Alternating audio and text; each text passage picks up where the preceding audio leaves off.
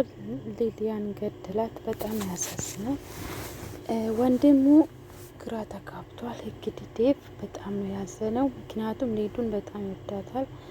ብቸኛ እህቷ ናት እና በተደጋጋሚ እዚህ አልተመቸኝም ወንድሜ እንሄዳለን ብትል እንኳን እሱ ግን እዚህ ተመችቶኛል፣ ትንሽ እንቆያለን እያለ ነው ያዘገያት እና መጨረሻው ይሄው የፍቅር ተንኮል መጨረሻው ይሄ ይሆናል። እንግዲህ ፍቅር ናት ይሄን ልጅ ወደዚህ ቤት ያመጣችው ለአዴይና መጀመሪያ ለአዴይና ለለምለም ነበረ።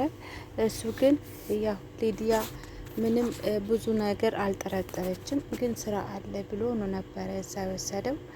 በአንድ ቀን ህይወታችሁን የሚቀይሩበት ስራ አለ ብሎ ለምለምና አዴም አታሎ ነበረ። እነሱ ግን ሊያታልሉላቸው አልቻሉም። ለዛ ነው ሊዲያ እንግዲህ ምስኪን ናትና የዋም ስለሆነች በዛ ወስዷት ነው የገደሏት። እንግዲህ በጣም ያሳዝናል። በአሁኑ ሰዓት ዴቭ ያሳዝናል። የትም ቦታ ቢፈልጋት ሊያገኘት አልቻለም።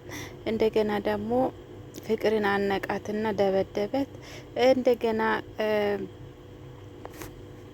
ደመቀና ንጉስም ይሄ የእናንተ ስራ ነው ብሎ ደብድባቸዋል። ግን አይደለም። በአሁኑ ሰዓት ደመቀና ንጉስ እዚህ ውስጥ የሉ።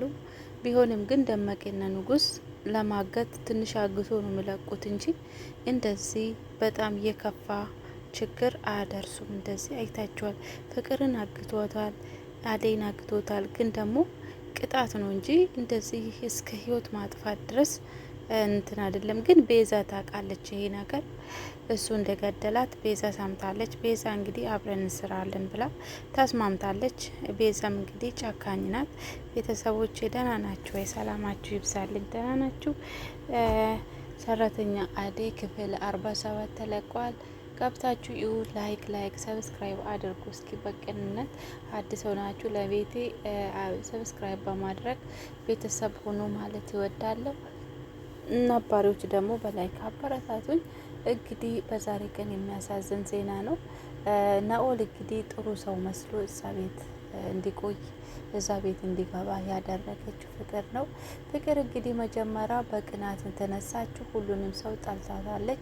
እዛ ቤት የሚመጡ ሴቶች ሁሉ አትወዳቸውም። አንደኛ አደይን ማጥፋት ነበር እሱ ሀሳብ። እሱ ሳይሳካላት እንደገና ልጁ በራሱ ፍቃድ ነው አሁን ማንም ሰው ሳያገኝ ማንም ሰው እንትን ሳይል ሊዱን የገደላት እና እሷ ለአደይ ነበረ ዋና ነገር እዛ ቤት ያመጣችው። አደይ ዴቪን ወስደዋብኛለች ብላ ስላሰበች እና አደይን እንዲወስዳት ከዛ ቤት እንዲያጠፋት እንዲያስወግዳት ነበረ የፈለገችው፣ ግን አልተሳካም። እሱ ግን አደይን ለመሸወድ ሞክሮ ነበረ። እነሱ ግን በተደጋጋሚ በጥፊ ነበረ የሚመታቸው እና እዚህ ቤት እነሱ ከአቅሜ በላይ ናቸው፣ ቤዛም ከአቅሜ በላይ ናት ብሏል። ሊዱ ግን ተመችቶኛል ብሏል። ሊዱ እንግዲህ በአንድ ቀን ነው የሄደችው። ስራ ምንድን ነው ብላ ስራ ነው ብሎ እዛ ሲወስዳት እንግዲህ ምንም ነገር እንትን ሳይል አቅፋት ነው ደግሞ እዛ ቤት ውስጥ የወሰዳት እና በዛሬ ቀን ግን ገድያታለሁ ብሎ እያወራ ነው። ለዴቭ ደግሞ ሊዲያ እንግዲህ እየት ሄዳ ይሁን ብሎ እንደተጨነቀ ሰው እያስመሰለ ነው። እሱ በጣም ከባድ ሰው ነው። ግን ደግሞ ቤዛ አይታቸዋለች። እሱ አቅፎ እዛ ቤት ሲያስገባ አይታለች እና አውጣ፣ እውነቱን አውጣ፣ ካንተ ጋር ሰራለሁ ብላ ተስማምታለች። የቤዛ ችግርም ለምለም ከኤላ እንድትርቅ ነው። ያው ኤላን ትወደዋለች፣ ባርኮች ሳይሆን ኤላ ነው የምትፈልገው። እንግዲህ ኤላ ስንት ሰው ይወዳል። ሊዱ ናት በጣም የምታሳዝነው። የምር ሊዱ በጣም ጥሩ ሰው ናት እኮ። እንደውም እኮ አንዳንዴ ፍቅር ናት ሊዲያን መክራ የምታበላሸው እንጂ ሊዲያ እንደዚህ እንትንም የላትም። በውስጧ በቃ የዋ ናት። መጫወት፣ መሳቅ፣ መደነስ፣ መጨፈር።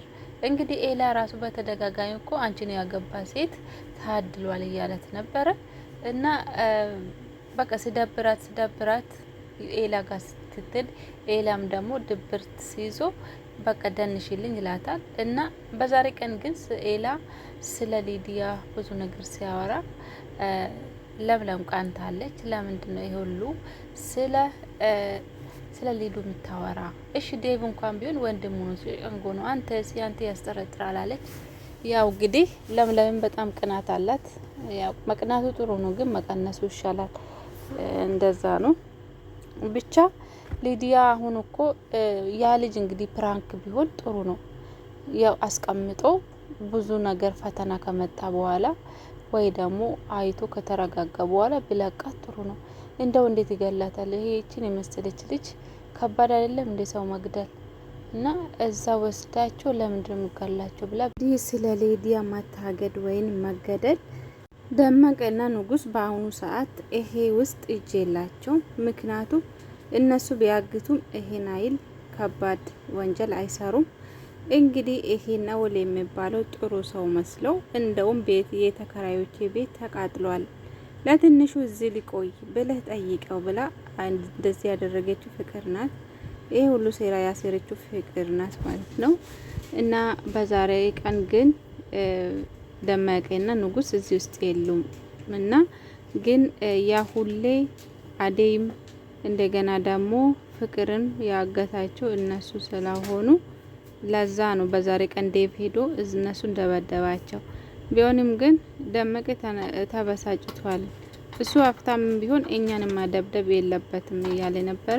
ግን አዝነው በስተመጨረሻ ግን ደመቀ የጠረጠራት ፍቅር ናት። ቢወዳትም እኔ ልቤ ፍቅር ነው የጠረጠራት፣ እሷ ናት ይሄ ነገር ምሰራ ብሏል።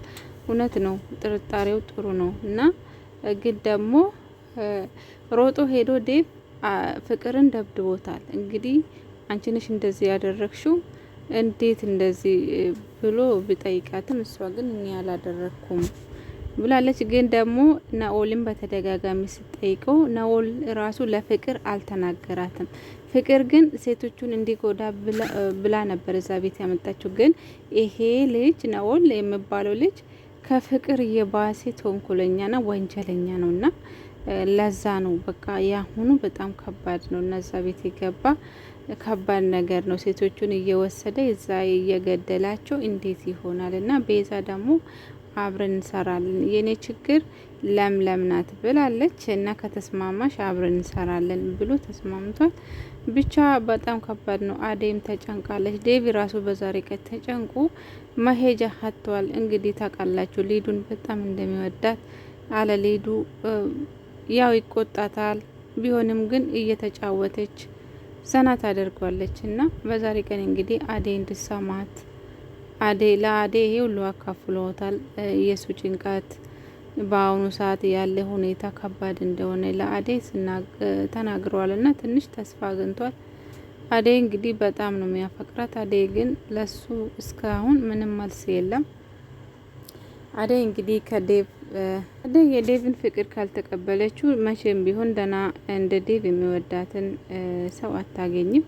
በእርግጥ ንጉስ ይወዳታል፣ ግን ንጉስ አይሆንላትም። ምክንያቱም አይሰራም፣ ዝም ብሎ ድንጋይን እያሞቀ ይውላል። እና ይሄ ደግሞ ለትዳር ወይ ፍቅርም ቢሆን እኮ ምንም የሚበሉትን ከሌለ ችግር ነው። እሺ አንዳንድ ሰዎች እኔ ገርመኛል፣ ፍቅር ካለ የሚበላ ችግር የለም ይላሉ። አንዳንድ ሰዎች እየተፋቀሩ የሚበሉ ሲያጡ ተለያይቷል። ስለዚህ በደንብ ያልሰራ ሰው ያ ፍቅርም ገንዘብም አንድ ላይ ሲሆን ነው። እና እንደዛ ነው ቤተሰቦቼ። ኤላና ለምለም ደግሞ ጥሩ ሁኔታ ላይ ነው ያሉት። እንደዛ ነው ቤተሰቦቼ። ደህና ሁኑ። የሊዱ ነገር የሚቀጥለው ድራማ ላይ ጥሩ ነገር እንድንሰማ ተስፋ አለን። የምር ሊዱ ከሞተች እኔ በጣም አዝናለሁ። ሊዱ ማለት በጣም ጥሩ ልጅ ናት፣ የዋም ናት፣ ተጫዋች ናት። እና ሊዱ ማሞት የለባትም ነው የምለው። እናንተ እስኪ ምን ትላላችሁ? ደህና ሁኑ።